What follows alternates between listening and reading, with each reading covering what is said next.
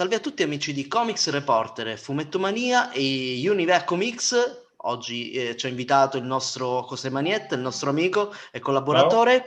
Buongiorno. Oggi abbiamo un ospite veramente molto gradito e molto apprezzato sia dal pubblico italiano che dal pubblico internazionale. Con noi Carmine Di Giandomenico. Benvenuto. Grazie e grazie a voi per l'accoglienza.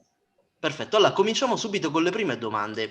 La prima domanda è fatta dal nostro caro collaboratore Fabio Butera, che chiede: allora, Carmine, nel 2014 hai lavorato alla serie All New X Factor insieme a un altro nostro graditissimo ospite, Peter David. Potete trovare l'intervista a Peter David qui in alto nella scheda.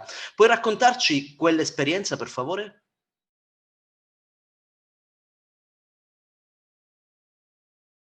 L'esperienza con Peter David è stata eccezionale perché è uno sceneggiatore che lascia piena libertà ai disegnatori a livello interpretativo. Ovviamente le qualità di Peter sono conosciute a tutti sin dagli anni 80, insomma, uno dei più grandi scrittori del comics di intrattenimento. E con X Factor c'è stato un lavoro di reinterpretazione dei personaggi in una chiave completamente diversa, molto più globalizzata, se vogliamo, che era in linea con quello che il mondo di oggi sta vivendo, e dove i supereroi andavano a far parte del servizio di una multinazionale, tendenzialmente. Però senza dimenticare mai la matrice originaria, che era quella della storia d'avventura, dell'intrattenimento e degli intrecci soprattutto tra i personaggi, tra cui Quicksilver, Polaris, Gambit, eccetera. E la cosa bella e interessante è stato proprio sviluppare in questo restyling, dove ho cercato di prendere completamente, diciamo, spunto dall'arte rinascimentale, nel senso che i loro vestiti non hanno armature, ma è proprio una tuta aderente, appunto per evocare gli abiti rinascimentali e ad amplificare, diciamo, le anatomie del corpo in movimento, perché comunque diciamo che il genere supereroistico ha come forza e come quid visivo per l'intrattenimento appunto la potenza del corpo in movimento, cosa che aveva creato Jack Kirby, i padri del fumetto di supereroi. Quindi il corpo aveva secondo me una prerogativa importante, un'importanza maggiore proprio nell'espressione e nella dinamica. Ed è stato anche divertente creare anche degli ambienti architettonici, quali diciamo il loro quartier generale, dove ho preso spunto, per dirti, per la pavimentazione del salotto, che sono delle lastre a vetro, di un luogo archeologico della mia città, la piazza di Sant'Anna di Teramo, dove c'è una chiesetta nella quale puoi vedere com'era nell'epoca romanica. Quindi da lì ho preso proprio lo spunto di mettere proprio all'interno di questo salotto queste lastre con questi ruderi antichi, quindi di mischiare, di congestionare l'antico e il moderno, che è una cosa che mi piace fare spesso. Passiamo da un Carmine a un altro, da Carmine Infantino a Carmine Di Giandomenico. Ci puoi raccontare del tuo lavoro su Flash, che hai reso vibrante e dinamico come non mai? Che effetto ti ha fatto inoltre vedere sul grande schermo Godspeed, personaggio che hai creato insieme a Joshua Williamson?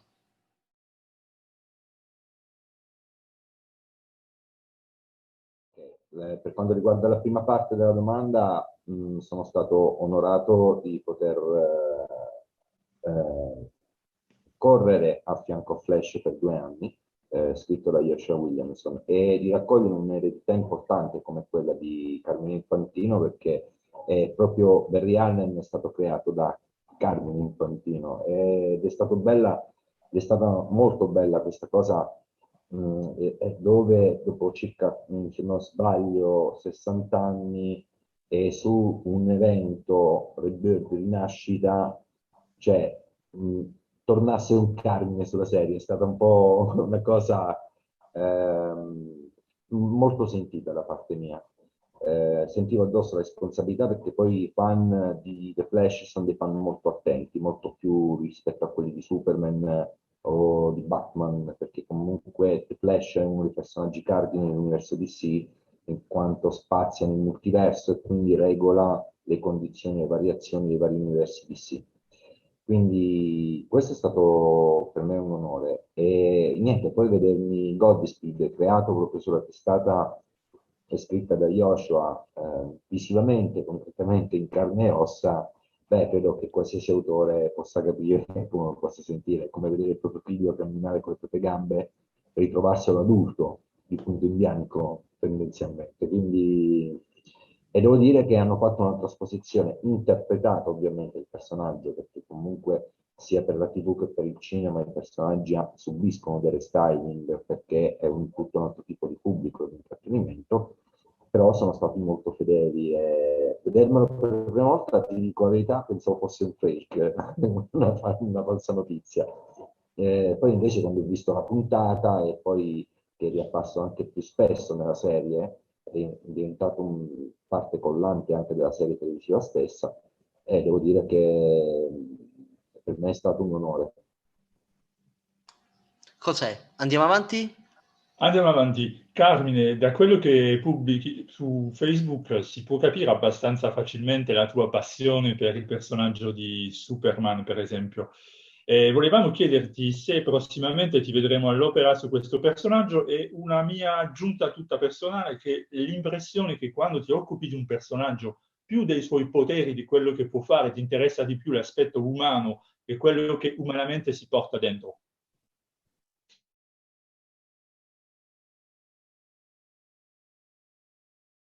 Bravo, esatto, hai beccato il punto. Allora, rispondendo alla domanda su Superman, al momento no, ci sto provando, ammetto che ci sto provando.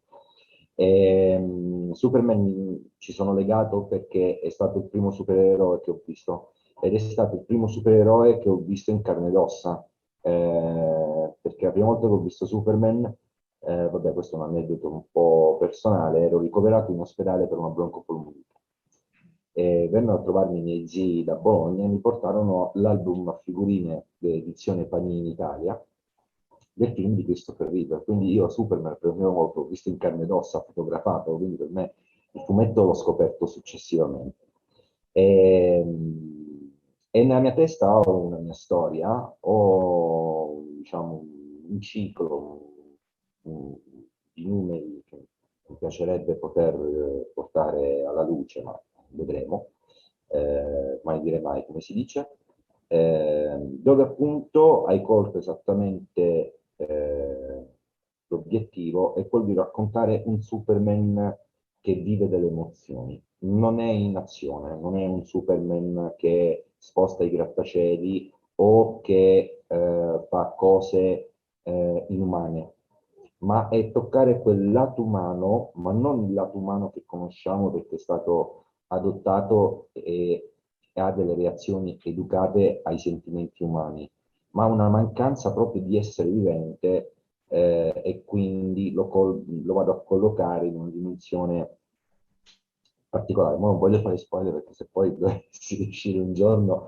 a farla. Comunque tratta appunto, è vero, quando tocco dei personaggi cerco sempre di capirne i loro sentimenti, perché credo che il fumetto ha questa potenzialità che oltre a raccontare il dinamismo di una storia che parte da un punto A e finisce a un punto B nel suo dinamismo, coinvolgendo o meno il lettore, il personaggio deve trasmettere tutte le emotività che questo percorre.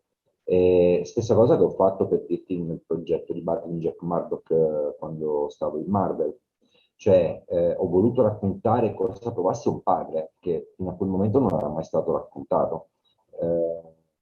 E lì mi sono divertito, insomma, stato molto attento a cercare di capire come un padre potesse vivere una condizione con un figlio con un handicap, che comunque Barling vede in Matt un ragazzo con un handicap e quindi ha un senso protettivo nei suoi confronti. E quindi cercare di capire, di sviscerare la motivazione che lo porta a dimenticare, diciamo, questa attenzione questa protezione nei confronti del figlio e decidere di vincere su quel ring quando sa che dovrebbe perdere, perché sa che se va contro, diciamo, quella situazione che si era venuta a creare con il gangster che aveva organizzato un incontro truccato, eccetera, sa che metterà a rischio e a repentaglio il figlio. Quindi deve esserci una motivazione molto più forte del solo fatto vinco perché Matt è tra il pubblico, cioè è qualcosa di molto più viscerale e interiore. Da lì mi sono posto per dirti delle domande che erano poi basate su tutto il ciclo di Frank Miller, sia negli esordi, nel momento in cui l'ho preso in gestione, e poi soprattutto con Born Again, dove c'è anche la prima apparizione di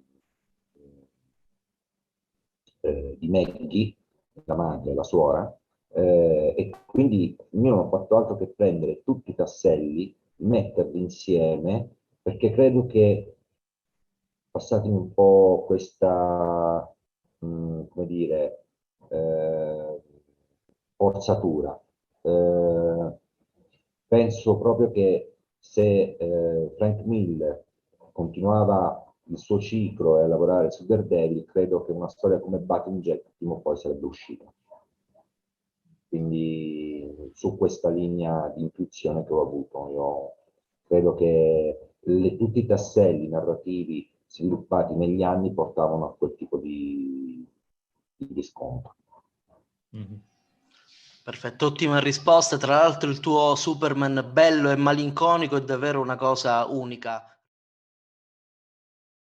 Abbiamo visto come te, come Dennis Cowan, un altro ospite che abbiamo intervistato, questo legame forte con la musica. Hai appena illustrato appunto, hai appena realizzato le immagini per l'ultimo videoclip di Claudio Baglioni, Questa storia è la Sì. mia. Cos'è una domanda appunto attinente al tuo rapporto con la Sì, musica? sì, Beh, esatto, questo video e a me non mi stupisce il fatto che lavori anche nel campo della musica ormai, perché sei un autore, diciamo, che trasuda sensazioni e sentimenti attraverso quello che fa e quindi c'è questo nesso con la musica. Tra l'altro la tua ultima opera da autore completo, Leone, che è un'esperienza unica, che fuoriesce dal fumetto e che è diventata anche una mostra itinerante adesso. Ci puoi parlare un po' di questo rapporto che hai con la musica e come è nato quest'ultimo progetto Leone, per esempio?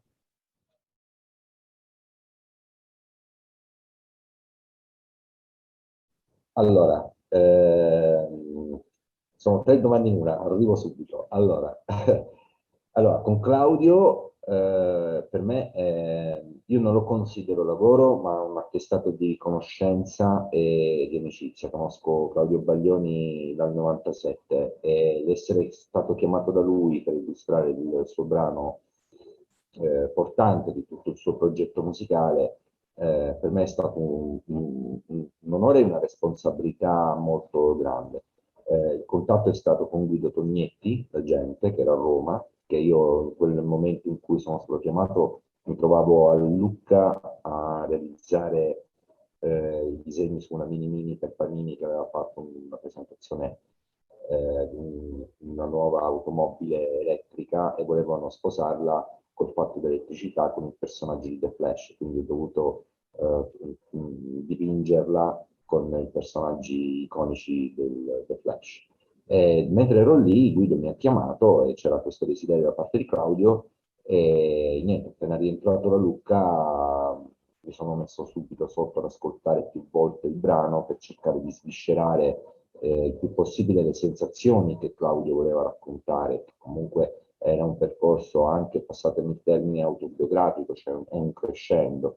Quindi avevo in mano una responsabilità importante, però ho cercato di mettere quel tocco, quella delicatezza che poi pian piano è come quando una persona da camminare inizia a correre sempre più veloce per arrivare a un punto non indefinito nel tempo e una volta che abbiamo concordato poi diciamo, lo storyboard che si raccontava la storia, da lì ho collaborato con Ermanno Di Nicola, che era l'animatore, e in 10 giorni abbiamo sviluppato tutta la mole di lavoro da fare perché avevamo una sorta di deadline di uscita di presentazione del disco.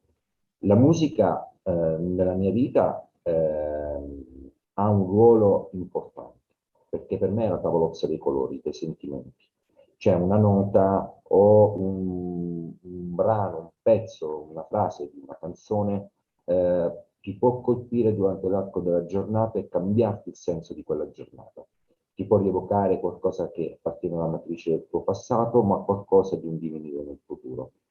E quindi questo è quello che mi coinvolge della musica, il fatto che attraverso una nota ti tocca delle sinapsi che ti proiettano delle immagini, quindi dei colori, e quindi mi permette mi agevola nel raccontare, a dare dei ritmi anche. Molto spesso quando disegno anche supereroi, ascolto spesso colonne sonore che delle volte possono anche non, diciamo, avere delle affinità con il personaggio, però per quella situazione che il personaggio vive sono, secondo me, quelle più giuste che possono accompagnare ed entrare di più nel mood emotivo del personaggio per poterlo disegnare meglio. Un po', passami il termine, è un po' come se fosse la musica una mano che mi aiuta ad entrare in una sorta di metodo Stanislavski, cioè nell'interpretare le emozioni del personaggio.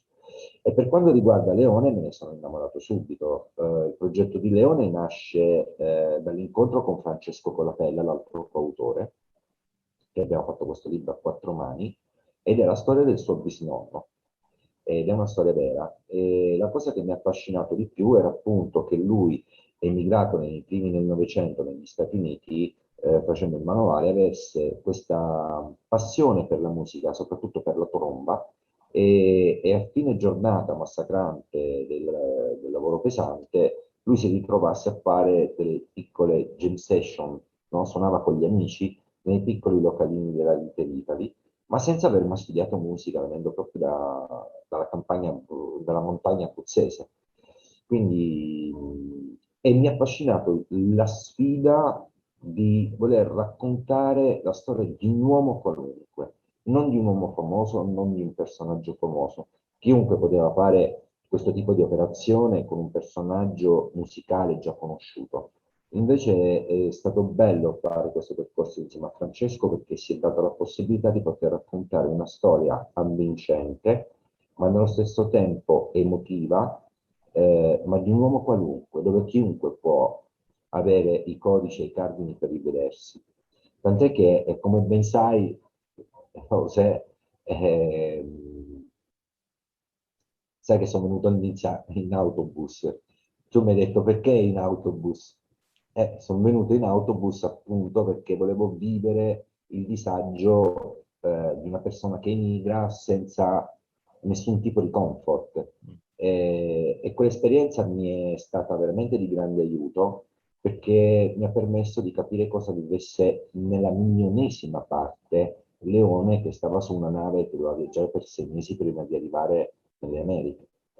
Mhm. E Benissimo. quindi e conta che poi il progetto di Leone, al di là del fumetto in sé, come struttura fisica, che è un libro, la struttura narrativa di Leone è basata ed è strutturata completamente sulla sinusoide del brano che Leone suona dentro il libro. Quindi tutto il ritmo della narrazione non è dettata dagli avvenimenti che Leone vive, ma dalla musica stessa. Ed è lì, diciamo, il mio intento. Era quello di creare il primo libro musicale dove il tempo, la didascalia del tempo, deve andare avanti e indietro con il tempo, fosse dettato non dagli avvenimenti storici, ma proprio dal brano stesso. Bene, benissimo. Carmine, ti faccio una domanda. Ti Sì, ricordi il tuo primo disegno, quando e dove è stato pubblicato in Italia?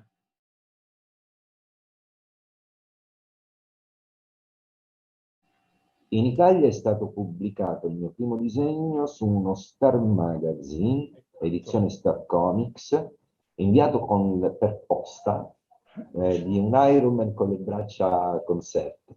Esatto, Era, credo, se non mi sbaglio, 94-93, una cosa del genere doveva essere, esatto.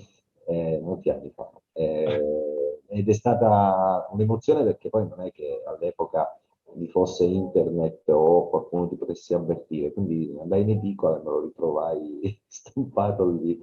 E mi ricordo che quella selezione casualmente la fece titolare di una rubrica che era Mutante X, che poi era Daniele Brolli, che da lì mi notò, e poi anni dopo mi sono ritrovato con Daniele che mi diede la prima opportunità di pubblicazione con un personaggio di Examen creato praticamente da Davide Fabbri, scritto da Daniele Brolli per la Phoenix Enterprise. E diciamo che sono loro che mi hanno dato il battesimo. Ed era bello quell'ambiente perché eravamo tutti artisti giovani con artisti di un calibro molto alto, molto elevato, che era quello di Davide Fabbri, Giuseppe Palumbo, Brolli, Giorgio Lavagna. Cioè, per me è stata una bottega emotiva importante. Per dirti, Giuseppe, che diciamo, coordinava un po' tutto il reparto giovanile, non era diciamo, un editor di quelli che ti diceva cosa dovessi fare per migliorare o desse lezioni di anatomia o di prospettiva. Lui guardava la pagina e ti diceva stai attento lì. E tu devi tornare con la corriera, tornare in Abruzzo e durante il viaggio alla corriera ripensavi a quelle immagini e dire ok, dove è che devo stare attento? Cioè ti portava a capire dove sbagliavi per trovare poi la tua strada e la tua soluzione. Ma quando mandasti questo disegno, pensavi già di diventare un giorno un artista professionale o era soltanto una passione così da adolescente? Allora, c'è una matrice di passione, quella è fondamentale, altrimenti non faresti nulla. Il mio sogno era di poter fare fumetti, di poter iniziare a fare questo tipo di lavoro e di poter un giorno raggiungere i miei personaggi preferiti, che poi la casualità, la fortuna, mischiata con molta tenacia, perché ci vuole molta tenacia, alla fine sì, diciamo che ci sono riuscito. Sì, dall'epoca, sin da piccolo ho cercato di inseguire. Tu pensa che da piccolo mi divertivo su quei quaderni a quadretti, quelli da scuola, a disegnarmi i sequel delle storie dell'incredibile Hulk che seguivo nella serie televisiva. Quindi mi immaginavo che lui continuasse, capito, questa passeggiata e incontrasse personaggi nuovi, diversi. Avevo questa matrice, ma soprattutto di raccontare più che di disegnare, perché sul disegno poi diventa più un fattore tecnico nel tempo. Ho scoperto nel tempo che proprio quello che andavo ricercando è di trovare qualcosa da raccontare. Grazie. Perfetto, perfetto. No, no, no, Carmine, le tue risposte sono state veramente ottime e molto esaudienti. Noi, da parte di Comics Reporter, Fumetto Mania e Univerco Mix di José, ti Hai detto ringraziamo. benissimo. Grazie. Ti ringraziamo per la tua disponibilità, per la tua gentilezza. Ti diciamo alla prossima e speriamo di poterti incontrare in qualche fiera o in Europa o negli Stati Uniti, insomma, vediamo, speriamo che la situazione possa migliorare in modo tale da poterci incontrare un giorno. Grazie e alla prossima, Carmine. Ok, Nizza ti grazie a voi per aspetta, Carmine. l'ospitalità. Quando vuoi, Nizza ti aspetta a braccia aperte. Quando vuoi. Prima o poi arrivo, faccio la Sei a seconda casa dose di tua. vaccino e sono libero. Ciao, ciao, Carmine. Grazie a tutti e grazie per l'ospitalità, ragazzi. Grazie a Grazie. te.